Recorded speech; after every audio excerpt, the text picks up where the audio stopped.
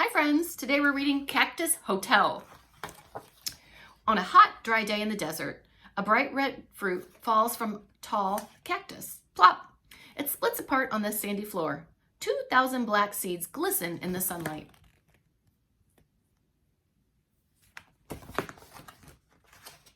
When the air cools in the evening, an old pack rat comes out and eats the juicy fruit.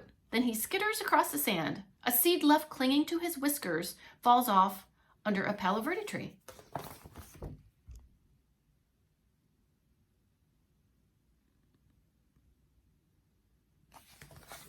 It is a good place for the seed to drop.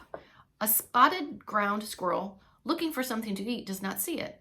A house finch chirping high in the palo verde does not see it. After many dry days, a heavy rain falls on the desert. Soon, a young cactus sprouts up from the ground.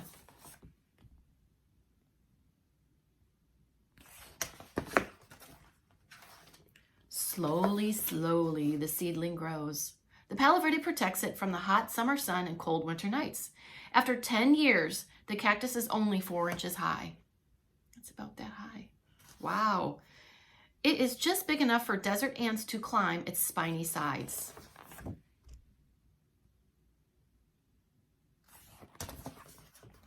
After a rainstorm, when the desert blooms with the color, the cactus pulls in warm with its long roots and looks fat. A young pack rat stops to drink water that drips off the tree. Then she scurries off, looking for a dry place to make a nest.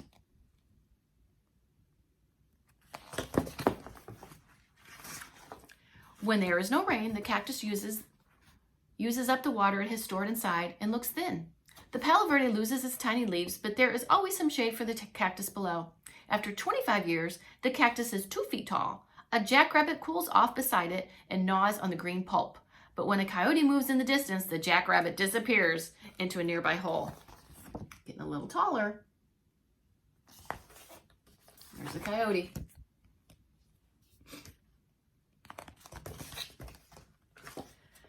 After 50 years, the cactus stands 10 feet tall and looks straight and strong beside the old palo verde. For the very first time, brilliant white and yellow flowers appear at the top of the cactus. Every spring from now on, the flowers will open for one night only and then close in the heat of the day. They beckon like a welcoming signal across the desert. At different times of the day and night, birds, bees, and bats come for the nectar. So here's the flowers at the top. Here's all the different birds.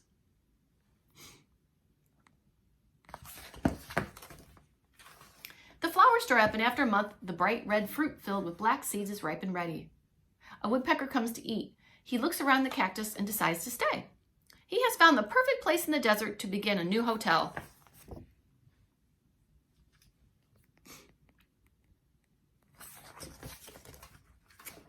The woodpecker goes right to work.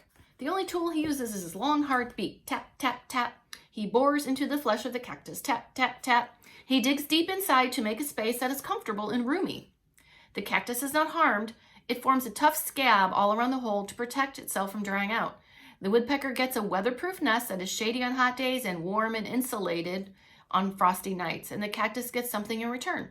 The woodpecker likes to eat the insects that can bring diseases to the cactus. So there's the woodpecker starting. See, starting his house? And the area is all cozy in his hole.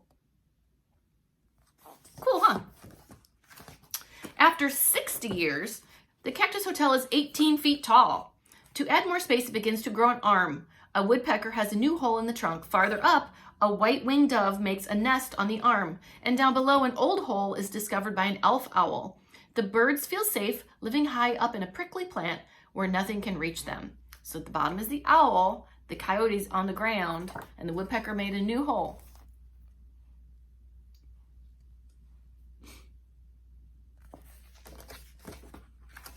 All around the desert, there are holes of every size for ants and mice, lizards and snakes, rabbits and foxes. After 150 years, there are holes of every size in the cactus too. The giant plant has finally stopped growing. It is 50 feet tall with 7 long branches. It weighs 8 tons, about as much as 5 automobiles, 5 cars. Wow. And look at the old palo verde tree is dead and gone.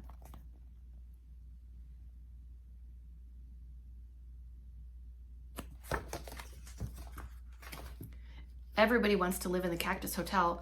Birds lay eggs and pack rats raise their young. Even insects and bats live there. When one animal moves out, another moves in. And every spring they come for a special treat of nectar and juicy red fruit.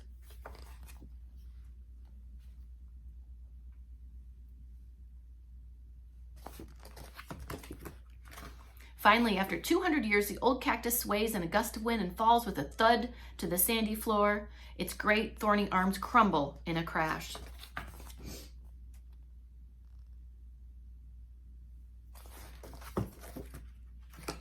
The creatures that lived up high must find other homes.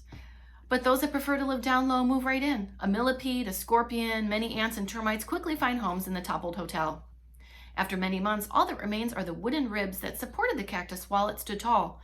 A collared lizard dashes over the top, looking for insects. A ground snake huddles in the shadow below.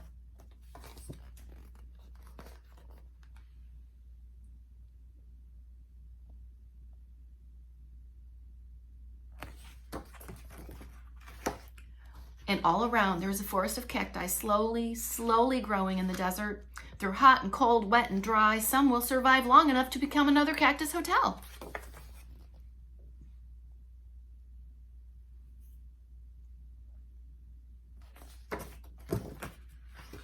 Oh, and we all say the end.